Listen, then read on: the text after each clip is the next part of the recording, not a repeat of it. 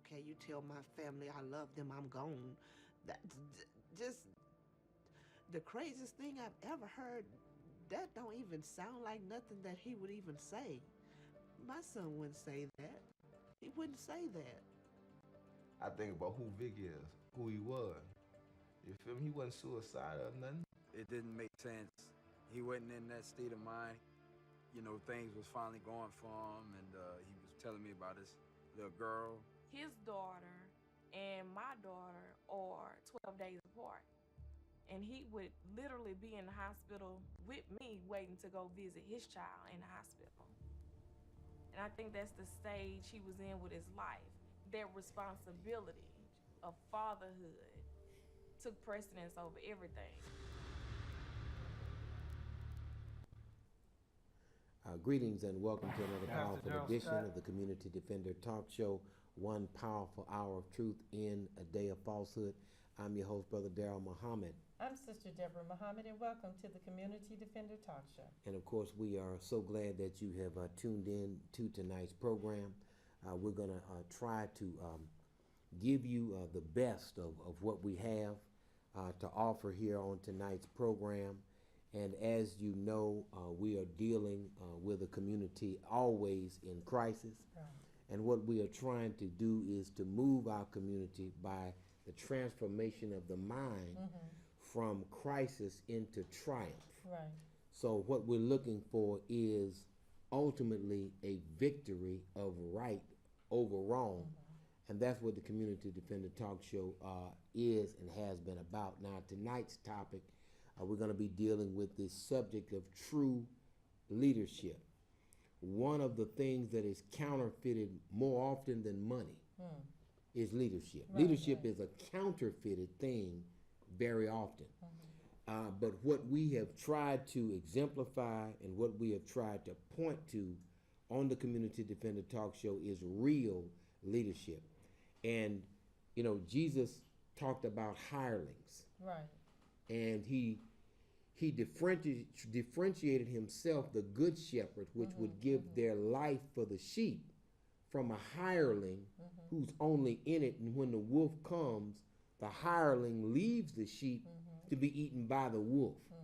And what we see people stepping up supposedly to be leaders, and yet and still they're nothing but hirelings, or they're looking to be hired by somebody to lead people in the wrong direction. That's right. Now, at a certain point, once we do our research, we're going to expose a couple people locally in Louisiana. We're going to make sure that we're actual and factual. But a lot of people use the struggle as a hustle. Right.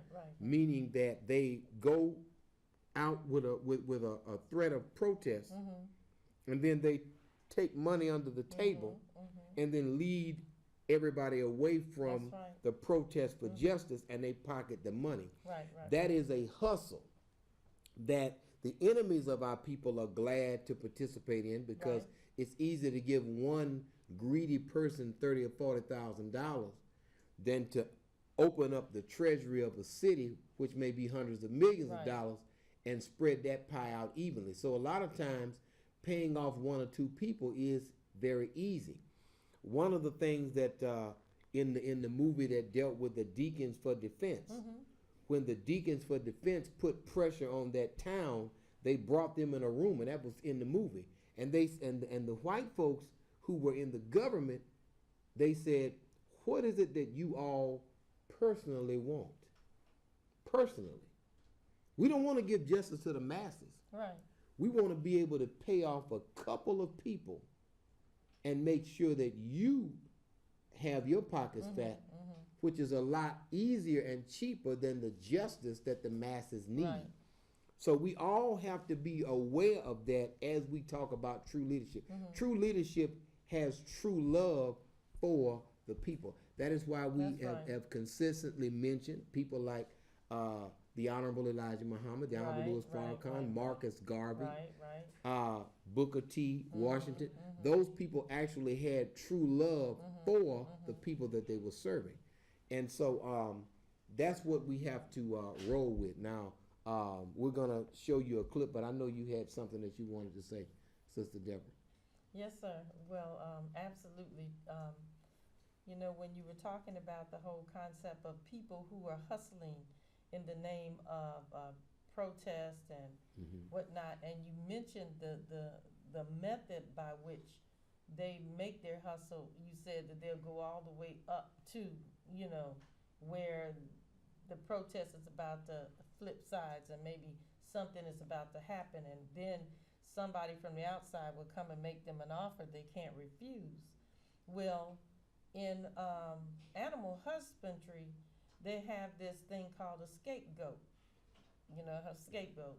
So the scapegoat actually leads the sheep up the little ramp to the slaughter. And right before the scapegoat goes into the slaughterhouse, it falls off to the side. And because sheep are so docile, they just, you know, easily led, that they just go straight on into the slaughter, but the one that leads them there just drops off to the side and then just leads another group at another time. So absolutely, you know, that false leadership is a dangerous thing, especially when you give somebody who really doesn't understand what the struggle is, really doesn't understand, like the Honorable Minister Louis Farrakhan said, you give some of our people money, you know, or if it were reparations, they would take the reparations and misappropriate it. So you can't put, you know, the wolf in charge of, you know, the flock. And so a lot of these people that they're pretending to be leadership are really wolves in sheep clothing. Well, you know, it's one of those unfortunate things that in the year 2018, we are seeing the very disgraceful spectacles of a lot of our would-be clergy who are bowing down, not only bowing down before our enemies, but begging to follow and begging to be near the enemies of the very people in their congregations. Now, recently, you know, we had another episode of a group of black pastors being called to the White House, and they were so happy as black pastors to be in the White House with the white president. And you know, we've said this numerous times on the Community Defender that some of you are not converted to Jesus Christ, you're converted to Jesus White, because Jesus Christ stands for justice and Jesus White is an apologist for an unjust system. And you got to know the difference between it. The thing I'm also going to say is that if your pastor is an Uncle Tom, he's not called to preach by God. God does not call Uncle Toms. If your pastor is a homosexual, he's not called by God, because God doesn't call homosexuals. If your pastor is a fearful and buck jumping, buck dancing type of person, they are not called by God, because God doesn't give you a spirit of fear.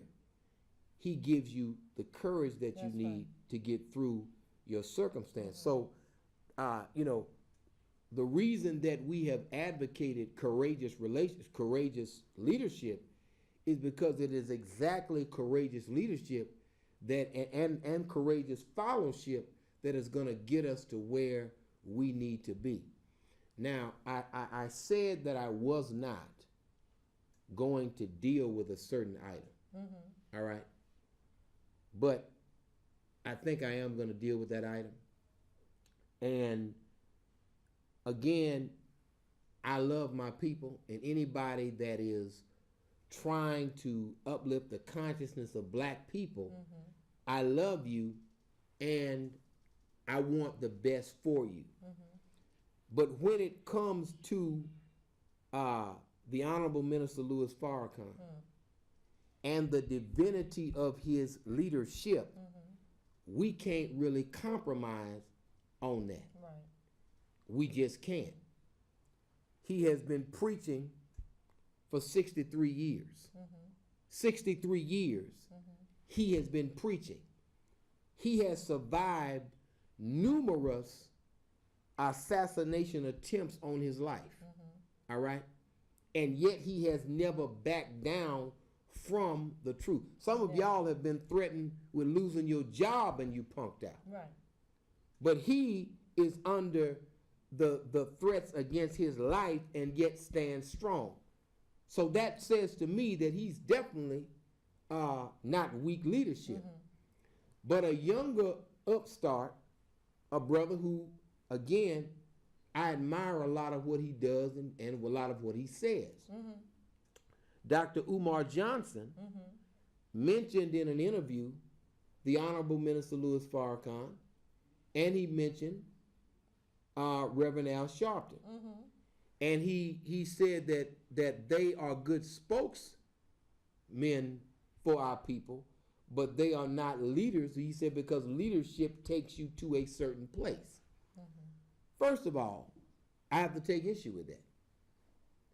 I have to take issue with anybody that says that the Honorable Minister Louis Farrakhan does not have a direction that he wishes to take black people to, which is independence. Independence in every area of life. You can look at the back of the Bible Call newspaper. It lays out the program where he is taking us to. Here's the thing. It does, but there's also been action. Right. Action taken in the form of farmland. We, of course, get shipments of our own beans, our own watermelons, our own produce that we produce on our farm. We have our own school system. We have things of our own. We're importing fish from, I think, Peru. Or I'm not sure exactly where the fish comes from, but we have a wholesale buying program where we buy all of these. But the point is that when you look at the 3-year economic program, that's right. You look at all of the funds, you look at the Millions More movement, there is a direction that the Honorable Louis Farrakhan is leading, and on more than one front. That's right. More than one front. Yes. So when you look at direction, when you look at the gang truces, when you look at the interaction with the people in the street to bring about peace, and that hard work that's going on, that's been going on for years, he has been working in the direction of unity and independence and the divine solution of God for many, many years. Think about this when he when they were talking about bringing the National Guard into Chicago. You remember that a couple of years back? The Honorable Minister Louis Farrakhan, over 80 years old or young, went out and led the men of the FOI in the streets himself, so that he could begin to start, meeting with the people in the streets, meeting with the young brothers in the streets that had beefs with one another, showing them another way, showing them brotherly love. He led from the front line. He led by example by going out there and encouraging the pastors in their church and other organizational leaders to go out and meet with the young brothers in the street that we're trying to get away from. So in terms of leadership, he doesn't only talk the talk, he walks the walk. No doubt about it. And so again, I love my brother. And again, I would never attack my brother.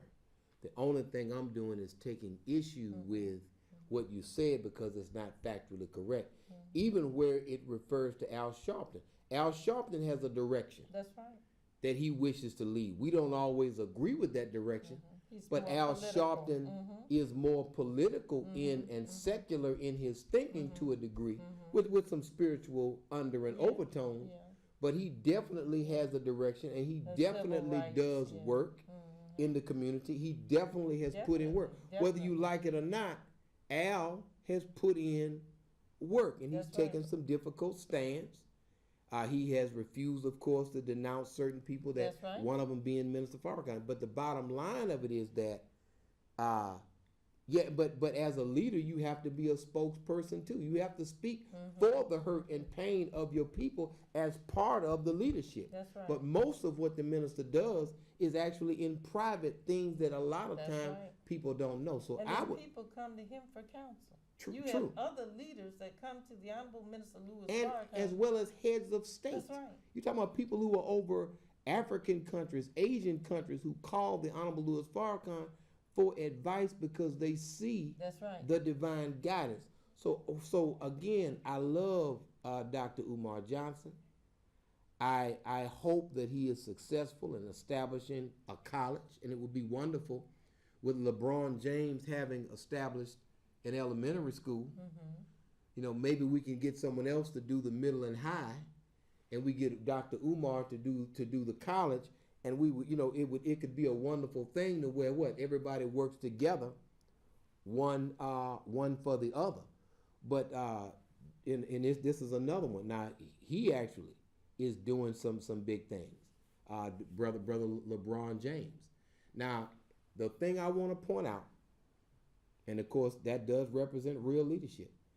The thing I want to point out is, you know, the coverage that Bill Cosby got for 3 years, because people 30 years after they supposedly were felt upon, suddenly 30 years later said, I think he touched me. You know, after 30 years, after 20 years, didn't report it, and then so the machine got going.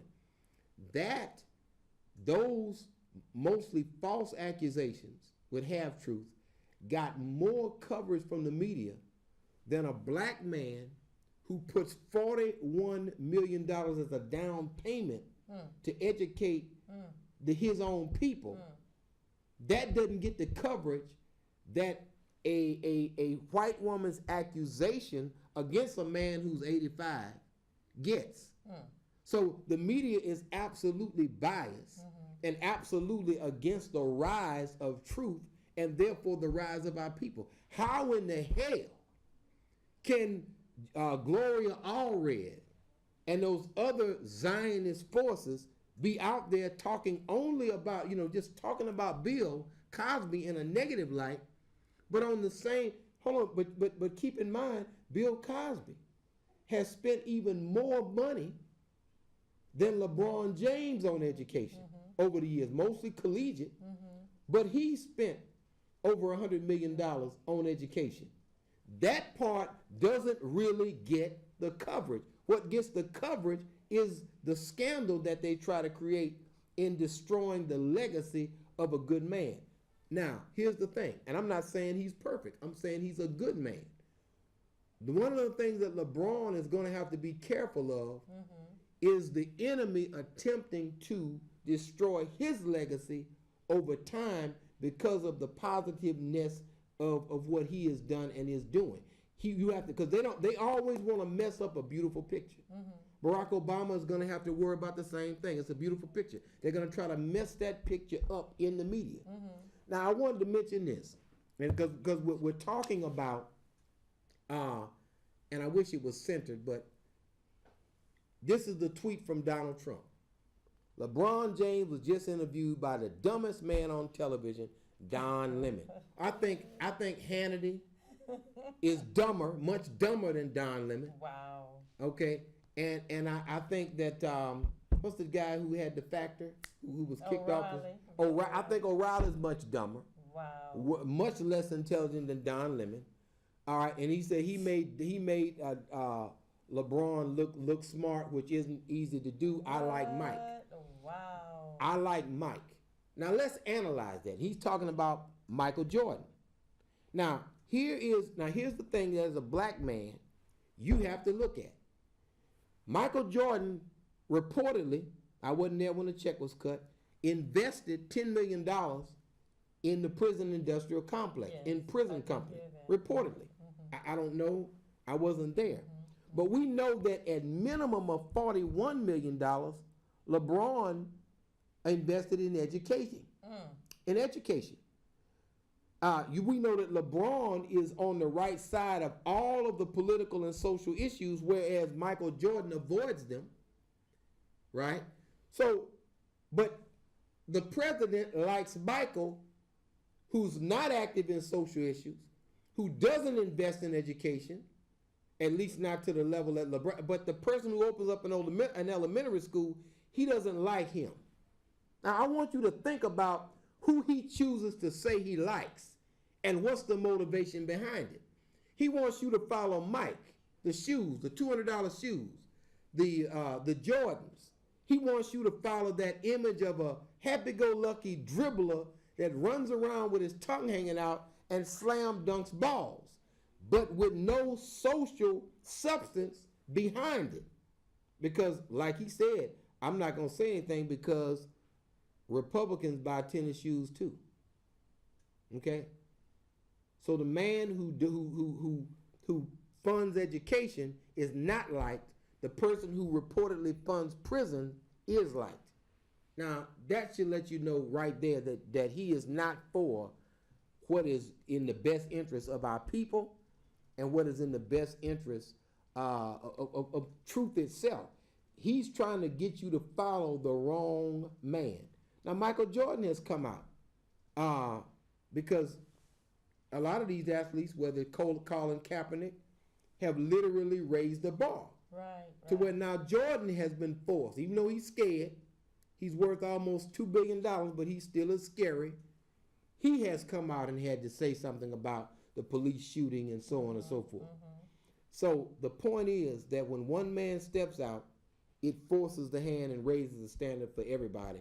And it may very well be that this is going to be something that continues with other celebrities. Beautiful. And it would be wonderful if, we got a lot of people that's making a lot of money. That's right. You know, and I don't want to call anybody out, but our beautiful sister Beyonce is making a lot of money. Right. You know, there's a lot of HBCUs, Sister Beyonce, that could use some of that money for their engineering and physics and science programs, which we don't have enough of our people involved in. So I'm just laying some stuff out there. You got a lot of things that could be done. The other thing is that they have always tried to give you the image of what they like, but understand that LeBron, and if LeBron is not being given the coverage, know that the media is absolutely wicked. That man who stopped the shooter in the Waffle House, that black man who stopped that man from killing more people by disarming him, was not hailed on Fox News as the big-time hero. But Darren Wilson, who shot Michael Brown in the back, was more hailed as a hero and shot him in the back of the head, chased him down, shot him in the back of the head. He was more hailed as a hero. That's the kind of thing that you and I, as black people, have to analyze, and we have to look at it. All right, I'm a caller. We're gonna get to you in just a second. Now, you had something you wanted to say? I Before go ahead, Queen. Before we go to the clips, because I want to do a comparison contrast. Of course, you know that I may take a different perspective of the same issue that you have, and one of my perspective is that, you know, oftentimes we become reactionary, and you know, we feel like we've been slighted because white folks don't give us the opportunities that they may give their own. But in truth, the reality of it is that we must begin to start creating our own media outlets. That's right. Now we are living in the age of the internet. I mean, there is anybody, you know, can get your message out there. This is a time when if you get the right person to see the message, you're trending. You could be trending all over the world, and you have no filter by anybody. And so, you know, yes, they may not be covering our news, but you know what? We have the ability to cover ours. And that's one of the Final Call newspaper. The Final Call newspaper. Is but one of those let me outlets. go back to Bill Cosby.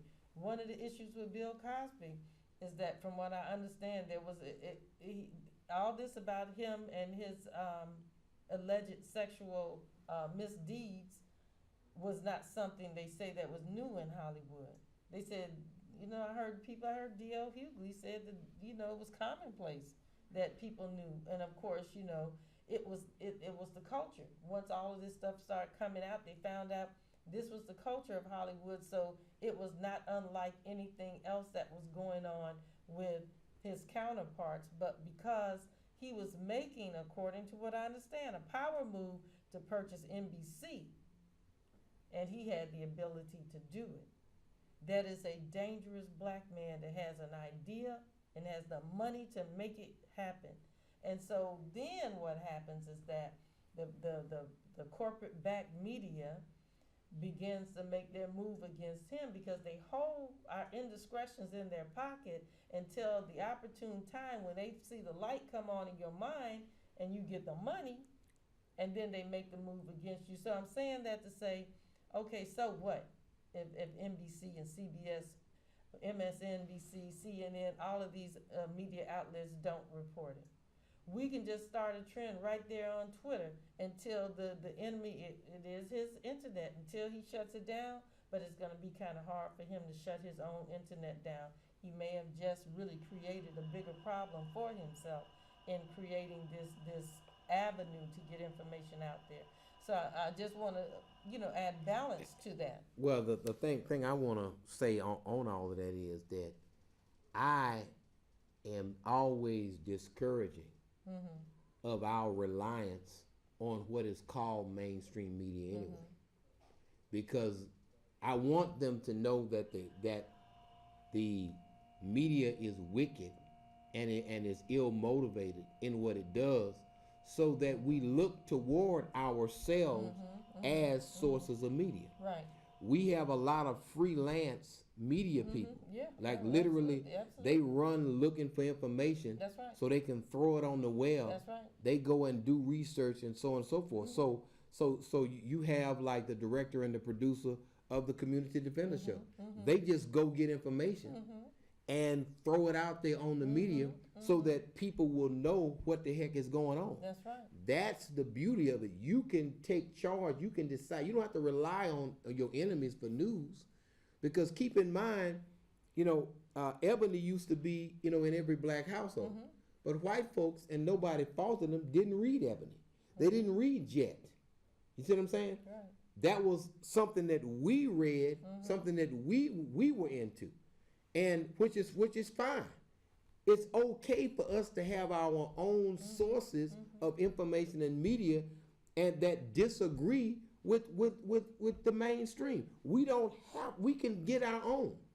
And the thing we've always said, white folk are not gonna read the Final Call and use the Final Call and Ebony and Jet or the Pittsburgh Courier or the Chicago Defender for their news.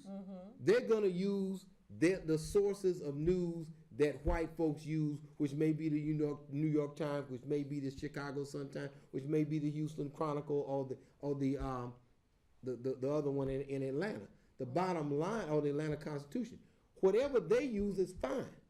We need our own sources, which we do have a lot of them, but we need to rely on those rather than the other sources, and we need to support our own. A lot of us, and I'm just going to say a lot of us, have spent,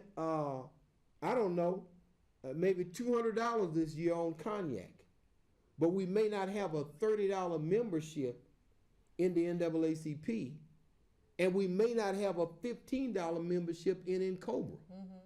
But we spent a whole bunch of money on liquor, tobacco. We've made decisions that were not only in the detrimental to our health, but we haven't appropriated any money for the onward struggle and uplift of our people. We just sit there and look crazy, and then when something happens, here we are reacting like you said. But we need to be doing things every day. And again, an NAACP membership is not an expensive thing. It certainly costs less than a pair of Jordans. Right. And it enables the people to have a greater voice in something that is primarily funded by corporate America funds in NAACP and Urban League, which means that they, because they bring the money, are able to control the movement more so than the common man every day. Now, there are some good grassroots chapters, but at the national level, I just perceive those people as being extremely scary and compromised by the money and the salaries that they're being paid on that board, and the so-called prestige of being on the board of that organization. They're hooked on that. But what I wanted to do, I believe we have something with Darrell Scott over there with Trump, and I wanted to play that. Can we play that one? And then I wanted to play the one with Minister Farrakhan, and then we're going to do a comparison and contrast. Hold on, caller. We're going to be coming to you in just a second, but we got to handle some business before we come to you. Go ahead and run that if you will.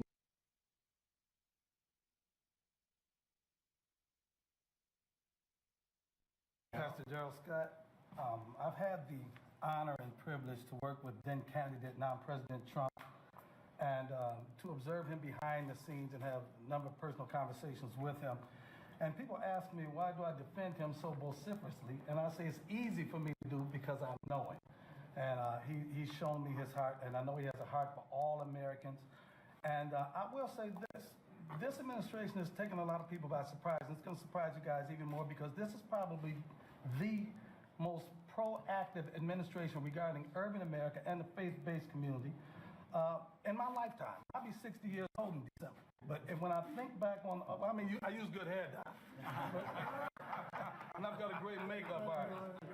But to be honest, this is probably going to be and I'm going to say this at this table, the most pro-black president that we've had in our lifetime because, and I try to, analyze the people that I encounter. This president actually wants to prove something to our community, our faith-based community and our ethnic community. The last president didn't feel like he had to. He felt like he didn't have to prove. He got a pass. This president this administration is probably going to be more proactive regarding urban revitalization and prison reform than any president in your lifetime. We work together, give him a chance. Don't pay any attention to these guys back here. And I promise you, we will do something. This administration will continue to make history. It's going to be a lot of positive change. Great things are on the horizon. I promise you. I have to say one thing about Bill. So I didn't know him at all, and I'm watching one of the, I would say, unfriendly groups of broadcasters, to put it nicely. And I said, "Who is that guy?" He was destroying them. I say, "Who is he?" Then I saw him 2 or 3 times, and I said, I have to meet him. But I want to just thank you. You have been incredible. You are some voice. And when I heard, okay, tell him, how long are you married? Tell me. 39 years. Okay. 38 years. So I thought he was like 35 years old. Okay. So did you. Exactly. And then he said, "Say hello to my wife." He said, "I've been married 39 years." I said, "You're married 39 years. I thought you were 35 years old, right?" You're doing a good job. You're obviously doing it right because you look great, and we really appreciate it. We're going to be all right. Right from the beginning. Gerard's been working with us a lot. And, Great. He used to live on my street when he was a kid. The same city. Yeah. So. Small world. Thank you, Jim. Appreciate it. Mr. President. Get your money, man. Get your bread up. Gotta do it for yourself. Know you fed up. Get your study on. All praise be to God. Stay read up. Never let up. Everyone that I'm around already know what I'm about. Build heaven on earth. Gotta catch up Elijah, Muhammad Ali, Farrakhan, Malcolm X. Now, man, what about me? You didn't go to Egypt, where Sadat and Begin made peace. A Muslim and a Jew. Didn't go to Jordan, where King Hussein and Shimon Peres have made an accord. Didn't go to Israel, where Arafat and Rabin finally shook hands, instead of just going to a lot of dictatorships. To go to a democratic country where Jews and Muslims are beginning to reconcile might have been a wonderful sign for you, Minister Farrakhan, to show to the world. If they're on the road to reconciliation, that's fine. But, there's also the possibility of my being assassinated overseas. Egypt right now is a place where it's very, very volatile. And I thought that in that surrounding, it might not be the best place for me at this time. If I went to Israel, I don't think Israel would be the best place for me to be at this time, considering the view that most Jews have of Louis Farrakhan. You go to Nigeria, which is, if not the most corrupt nation in Africa, and it is, it could be the most corrupt nation in the world, Minister Farrakhan. Oh, now, Mr. Wallace. It is the most corrupt nation, that I have ever covered. I've been there 25 years ago, and I've been there as recently as last year. Fine. So what? 35 years old. That's what that nation is. Now, here's America, 226 years old. You love democracy, but there in Africa, you're trying to force these people into a system of government that you just have accepted. 30 years ago, black folk got the right to vote. You're not in any moral position to tell anybody how corrupt they are. You should be quiet and let those of us who know our people go there and help them get out of that condition. But America should keep her mouth shut wherever there's a corrupt regime, as much hell as America has raised on the earth. No, I will not allow America, or you, Mr. Wallace, to condemn them as the most corrupt nation on earth when you have spilled the blood of human beings. Has Nigeria dropped an atomic bomb and killed people in Hiroshima and Nagasaki? Have they killed off millions of Native Americans? How dare you put yourself in that position as a moral judge? I think you should keep quiet, because with that much blood on America's hands, you have no right to speak. I will speak, because I don't have that blood on my hand. Yes, there's corruption there. Yes, there's mismanagement of resources. Yes, there is abuse. There's abuse in every nation on earth, including this one. So let's not play holy to moralize on them. Let's help them. I'm not moralizing. I'm asking a question, and I got an answer. Why would you put it as the most corrupt regime in the world? That doesn't make sense. Can you think of one more corrupt? Yeah, I'm living in one. I'm living in one. Yes, you've done a hell of a thing on this earth, so you should not be the one to talk. You should be quiet when it comes to moral condemnation, in my judgment. I didn't mean to be so fiery. No, that's good. That's good. That's my passion. Get your money, man. Get your bread up. Gotta do it for yourself. Know you fed up. Get your study on. All praise be to God. Stay read up. I never let up. Everyone that I'm already know what I'm about. Build heaven on earth. Gotta catch up Elijah, Muhammad Ali, Farrakhan, Malcolm X. Now, man, what about me? Pastor Gerald Scott. And of course, that was two clips, two different black men in leadership speaking with white folks. Come on. Now, which one do you think actually had? I know it's a family show. He went to Walmart. And bought But who is it that you think had balls? Which one would you want your son to grow up to be like? Come on now. It's clear that the Honorable LUS Farrakhan, who told the arrogant Mike Wallace to just be quiet when it comes to moral condemnation. But now Darrell Scott, who I'm sorry that he has the first name Darrell, because I don't, again, because I don't want to be, at all associated with him. But the bottom line of it is, he not only didn't challenge him in his arrogance, he simply was there like a sycophant, which is a servile flatterer who just sits there kissing his butt and doing all kind of other things. Saying I think that call him pro-black. The most pro-black administration of president in the history. I ain't never seen nobody kiss that man. The man had his lips all the way between both gluteus maximus of Donald Trump so deep. There's no way that he is connected to God in any significant way. Look, Donald Trump looked like he was thinking. He was shocked. And how much that man was sucking his butt. Look at this Uncle Tom. He was blown away. Man, okay.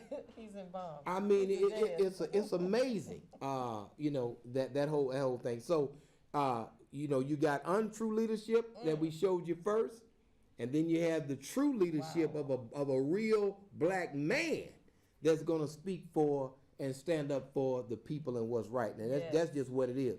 And that's why I'm rolling with Don LUS Farrakhan. I'm just going to tell you. All day. I mean, the contrast of that, there's no comparison. One man who is bowed all the way down to the enemy of black people, and another man challenging the enemies of black people.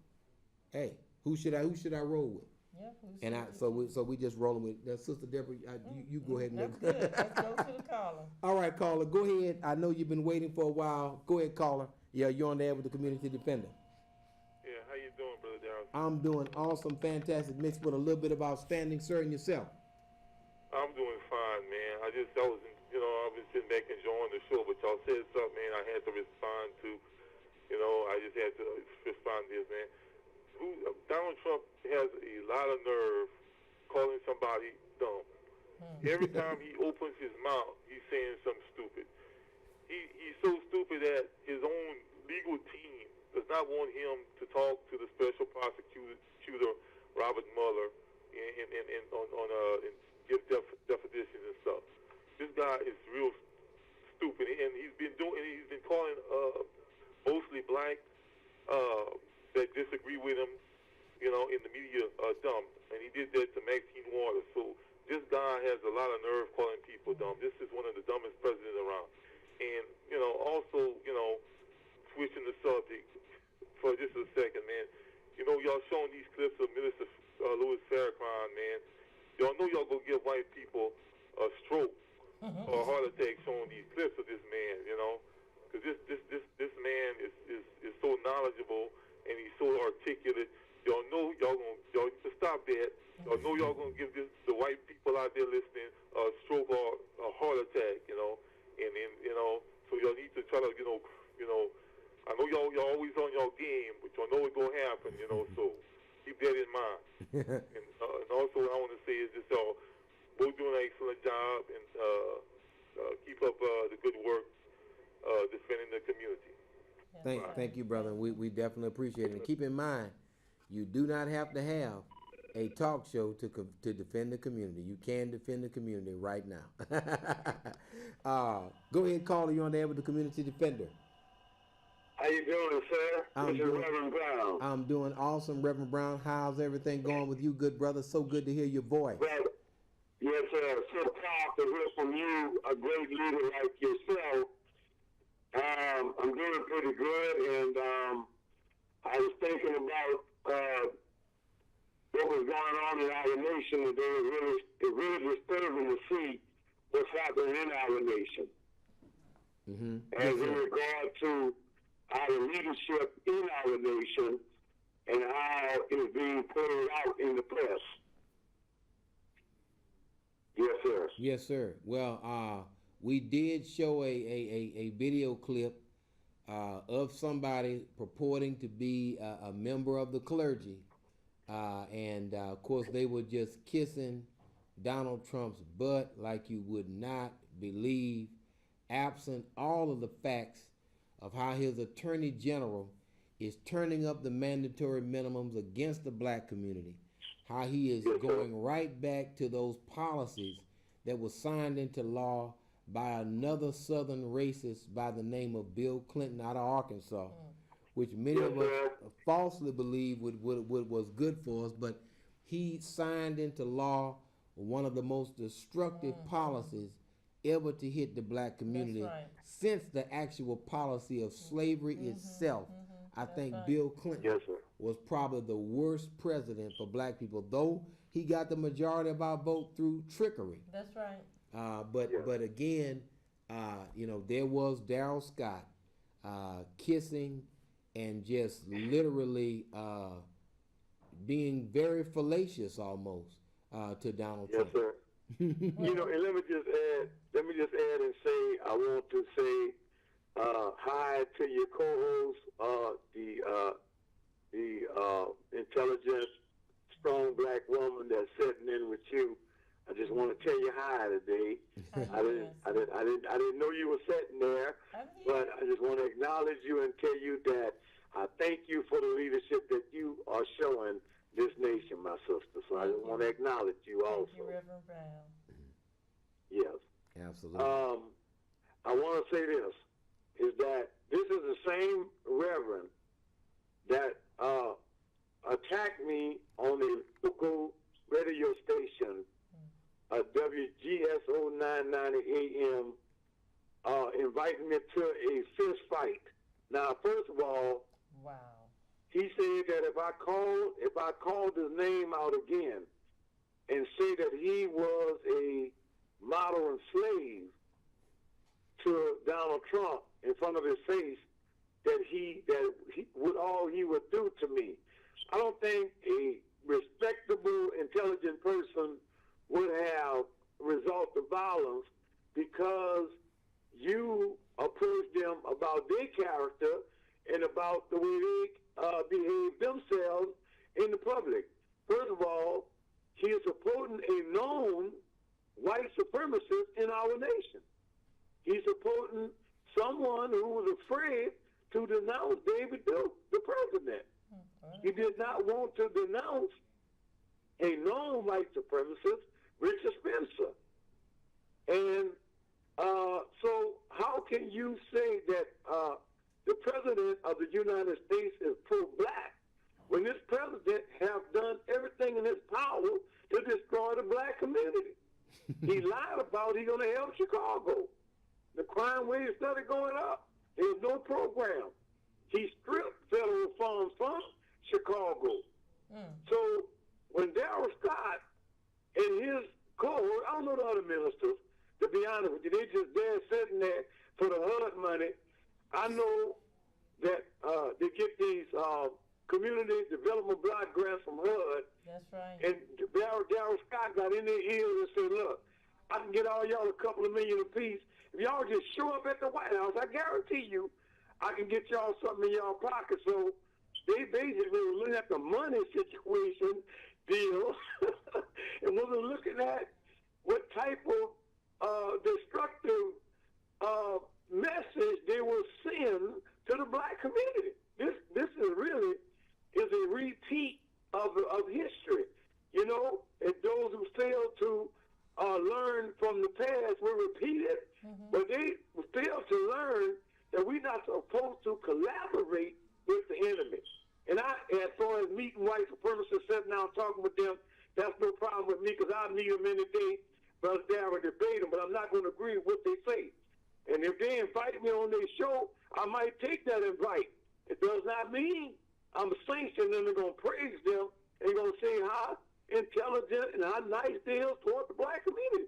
This is the problem I have with the black ministers. When they left there, they talked about Trump like a dog. But in front of his face, they grin and smile and talk to him with respect, or the president. They're doing it for the money. That's really, we should not be selling out our race for a few dollars. Is that right? We should have more dignity than that, than to stoop that low and go back into the slave mentality just because somebody can give you a grant. That's not should be the mindset of the black leadership in this country today. We should be more stronger than that. You know, that's disrespecting Honorable Elijah Muhammad. It's disrespecting Dr. King and Malcolm. It's disrespecting Brother Medgar Evers and many of those, Brother Huey P. Newton and A. Brown and Brother Stokely Carmichael, all of them who were before Fannie Lou Hamer, some of the sisters, Fannie Lou Hamer, Sojourner Truth. We're disrespecting the lives of our great ancestors and those who are living, who have fought for our freedom. This is a total disrespect of them and the leadership that they provided us. Is that right? That's right. That is correct. Disrespect the Honorable Minister Louis Farrakhan. You know, they just disrespect us as a black people from sitting there talking nice to him. I don't have nothing wrong with a group of clergy going to the White House, talking to these racist devils. My problem is when they go to praising them, Brother Darrell and Sister. This was hurt me to see them stand there and butt dance and Uncle Tom and you know and stuff like that. We don't need to go back to the days when we begged the white man to help us survive in this nation. This is Reverend Brown taking responsibility for my own words. Take it out on me. We don't have to beg nobody. And I'm not ashamed to speak out. I speak the same way here. I speak on any other radio station, white or black. I don't change my tone because I go on a white radio station. No, I don't. Absolutely. I don't go on the right radio station and say certain things that I would say on a black radio station sometimes, because the simple reason is that I might be taken out of context. And sometimes I go on there and I be straightforward with what I have to say.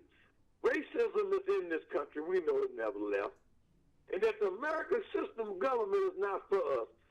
But I appreciate both of you. I love both of you for taking out the time and hearing me out. And as far as the new film that then come out, Sugar Town, regarding Victor White, I just want to say that I can't say nothing about a documentary I never saw. After I have looked at it and dissected it, I will come back and I will give my thoughts and my opinion on the documentary. I can concur with Brother Jay. He said, it's good, I'm going to take his word because I know he's a true leader. To that, add to that, the documentary should have shown Victor White's son, who was arrested that night, saying that his brother was trying to hide something on him or had a gun or something, say he was going to kill himself. I said that the truth, the total truth of what happened that night, was he afraid the police was going to kill him or whatever? All that should have been exposed.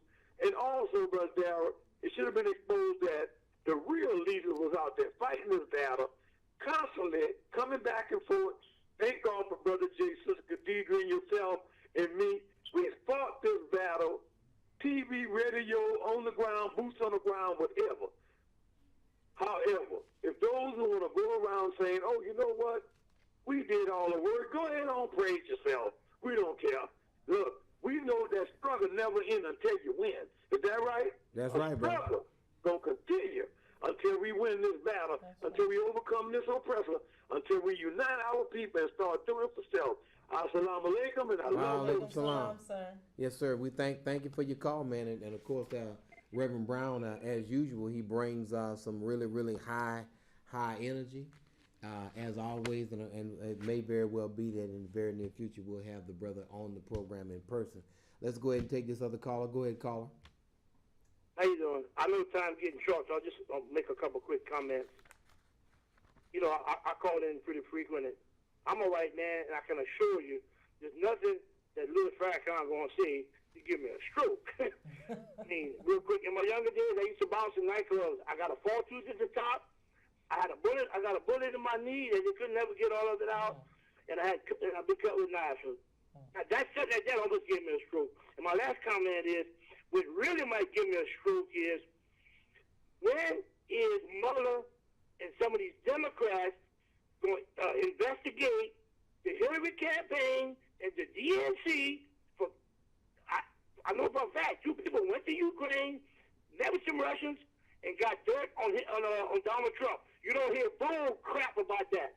And my last comment, you know this, even if they did, collusion's not a crime. You know that already, political collusion. And so one more comment. I care about the economy, jobs, and national security. I don't give a rat's behind how many prostitutes and hookers Donald Trump may have slept with, or none of that all baloney. Look, keep up the good work. Thank you.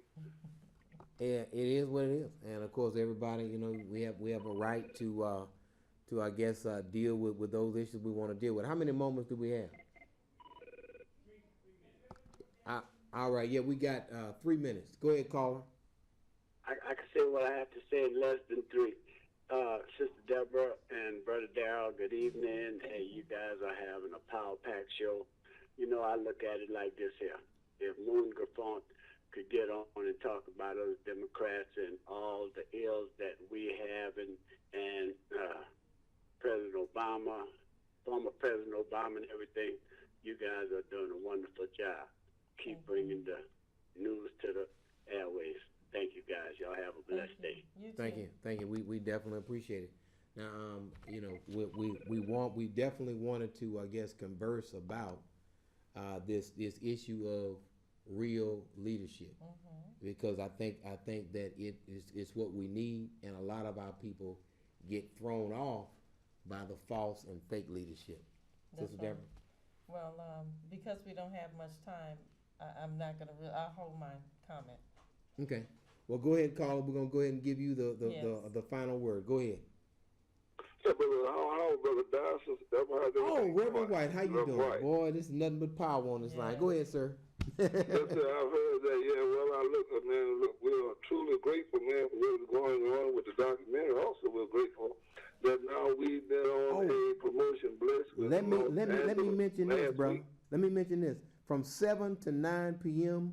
On the Discovery Channel on tomorrow, from 7 to 9 p.m. The documentary Sugartown. Make sure you tune in. Go ahead, brother. Yes, sir.